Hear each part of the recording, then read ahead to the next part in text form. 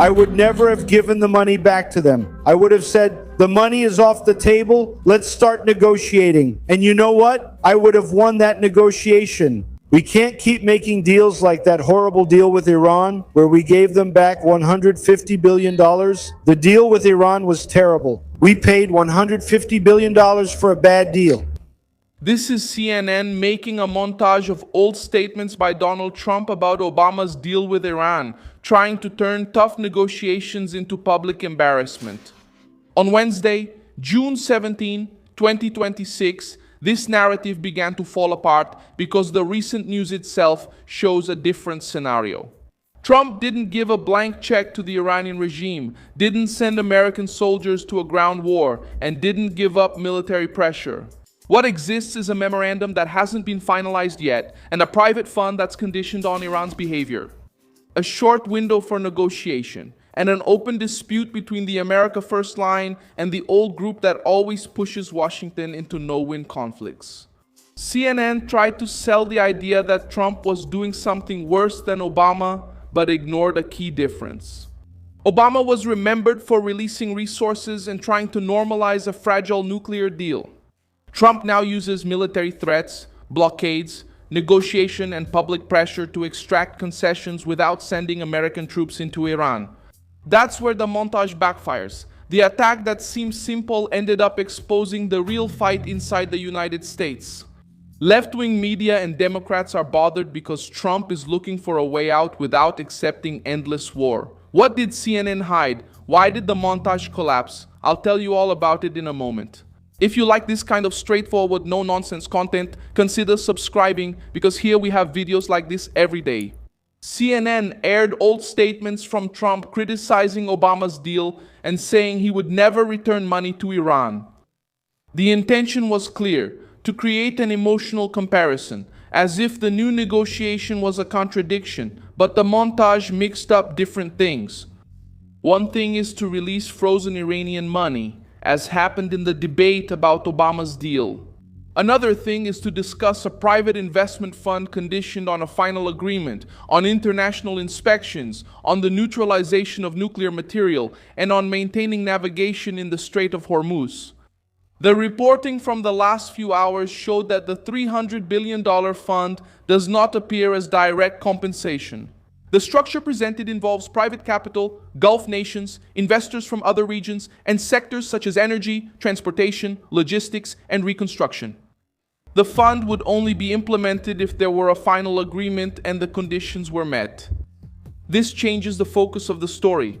CNN tried to portray it as money given to Iran. Trump and Vance's defense points to a different interpretation.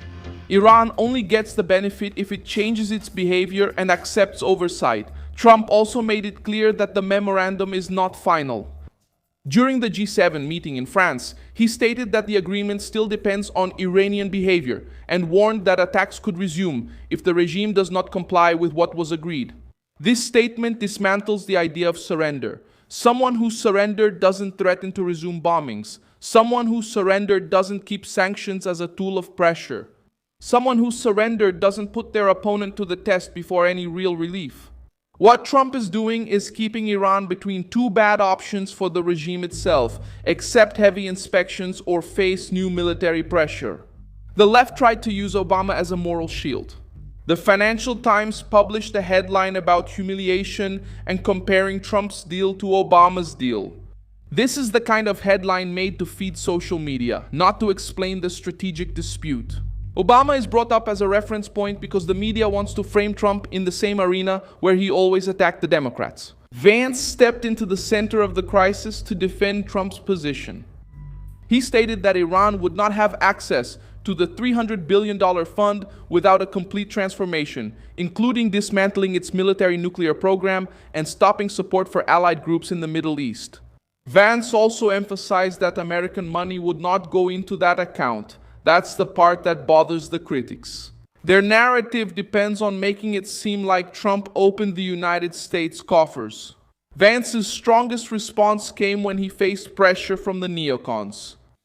Critics of the Trump line complained that the United States would be worse off if they didn't put boots on the ground. Vance countered by saying that this kind of criticism gives the game away. For him, the warmongers don't show real concern about more expensive gas, oil prices, military casualties, or soldiers being sent to a nation of 95 million people. The fight isn't just about Iran. The fight is about who decides American foreign policy. Trump and Vance are trying to take a different stance. Strong pressure, yes. War without a plan, no. Sanctions, yes. American soldiers in an impossible occupation, no. Negotiation, yes. Blind trust in Iran, never. The memorandum mentioned in the news talks about a temporary reopening for a period of 60 days while negotiations continue. The G7 also pushed for broader negotiations involving the missile program, regional activities, and international oversight.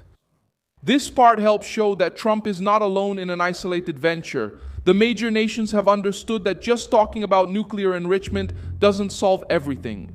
The Iranian regime uses missiles, allied groups, maritime threats, and internal propaganda. Trump can turn criticism into an advantage precisely because he calls for a broader framework.